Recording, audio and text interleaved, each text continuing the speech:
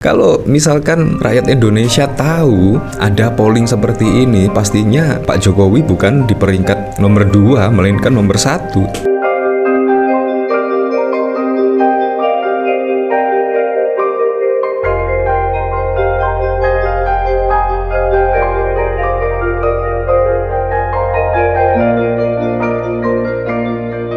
Sebenarnya siapa sih yang belum move on ya terkait Pilpres yang lalu? Menurut saya 16% itu sudah move on loh. Sudah move on dan bahkan juga menyambut presiden baru yaitu Pak Prabowo Subianto. Dan bahkan juga dari PDIP dan bahkan Ganjar juga mendukung penuh pemerintahan Pak Prabowo Subianto. Ya termasuk program-program yang akan digagas atau yang akan diusung pada 5 tahun mendatang. Ya seperti program makan bergizi gratis. Padahal PDIP juga mendukung program makan bergizi gratis dan bahkan Ganjar pun juga mendukung program-program yang bagus yang setidaknya bisa mensejahterakan masyarakat Indonesia. Dan itu mendukung dan sudah move on. Tetapi ketika yaitu publikasi OCCRP soal Jokowi pada saat lalu adalah pemimpin terkorup, tiba-tiba menyalahkan PDIP dan para pendukung-pendukung dari Ganjar dan Pak Mahfud MD. Ini sangat lucu sekali. Nah, bahkan kalau kita lihat dari tweetan DPP PSI, itu suara barisan sakit hati mereka yang belum bisa move on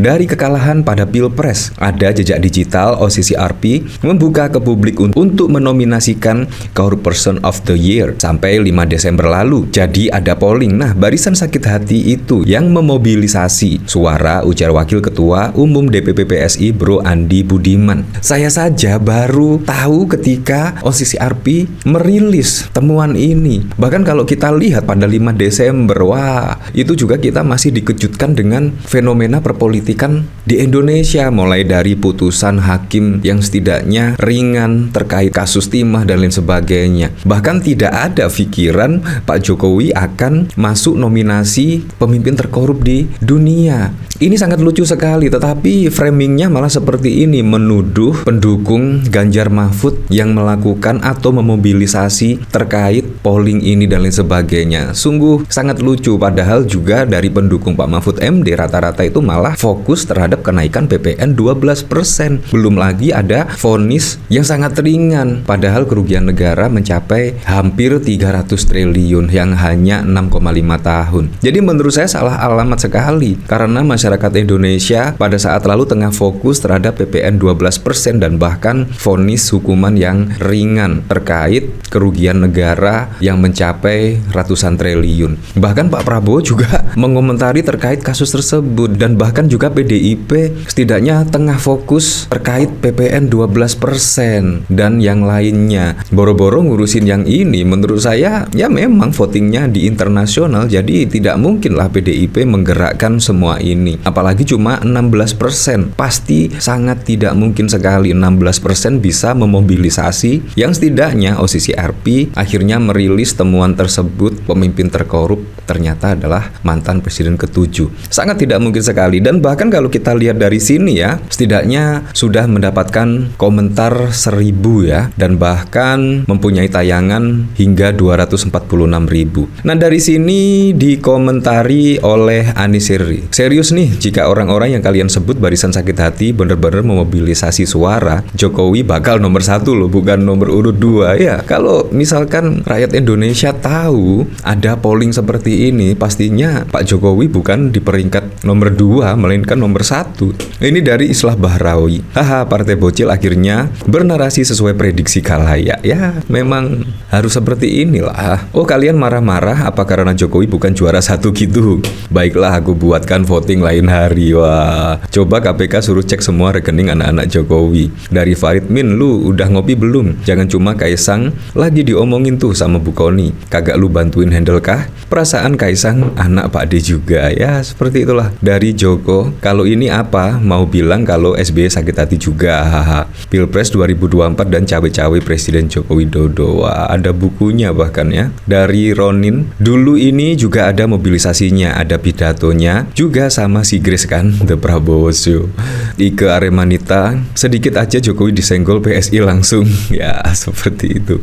Partai Kaisang Pangarep, ya seperti itulah. Kaisang Pangarep hapus podcast Helena Lim. Benarkah keluarga Jokowi terlibat kasus? Ya, seperti inilah seharusnya KPK fokus terhadap ini saja ya. Dari sini ada screenshot artikel berita kelima tokoh dunia yang ikut masuk daftar pemimpin paling korup tahun 2024 adalah Presiden Suriah Al-Assad, Presiden Kenya William Ruto, dan mantan Presiden RI Joko Widodo. Wah, seperti itulah. Nah, bahkan juga ada grafik ya, linear dengan data sebelumnya. Indonesia kini berubah jadi negara terkorup di dunia.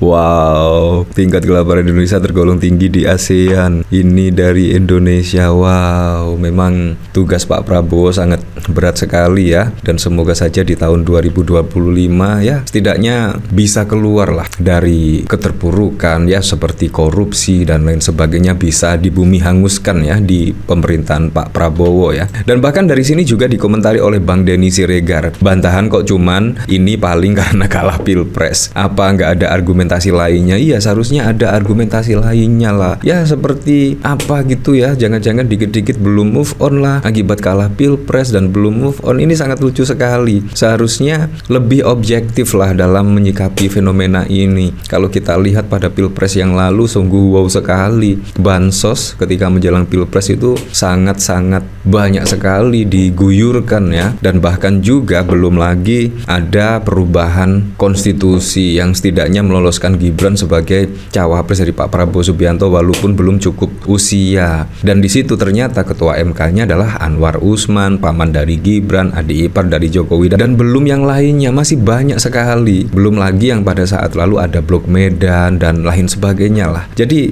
memang dunia internasional pasti akan melihat lah. Nah, dari sini bahkan dikomentari oleh Nei, bantahannya pasti itu kerjaan anak abah dan 16%. Hebat dong, anak abah sama 16% bisa mempengaruhi OCCRP kelas internasional.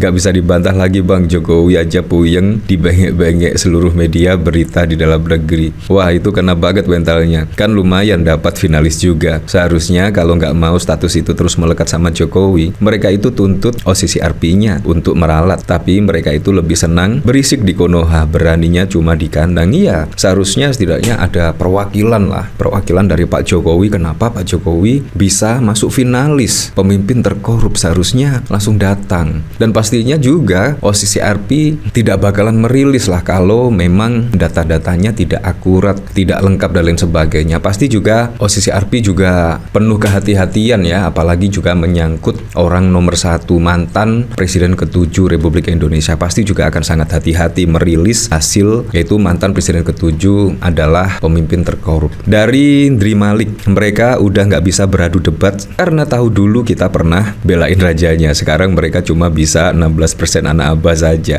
Ya seperti itulah. Jadi memang sangat bohong sekali. Dan tidak hanya dari PSI, bahkan dari Golkar juga kecam data OCCRP soal Jokowi korupsi. Golkar duga ada skenario PDIP. Wah, ini malah menuduh PDIP yang melakukan semua skenario ini. Apakah bisa PDIP melakukan skenario seperti ini? Apalagi juga PDIP sendirian, tidak punya teman, dan bahkan juga berada di luar pemerintahan. Mana bisa menyetir setidaknya rilisan dari OCCRP ini? Ya, untuk itu kita kembalikan lagi ke masyarakat menilainya seperti apa ya.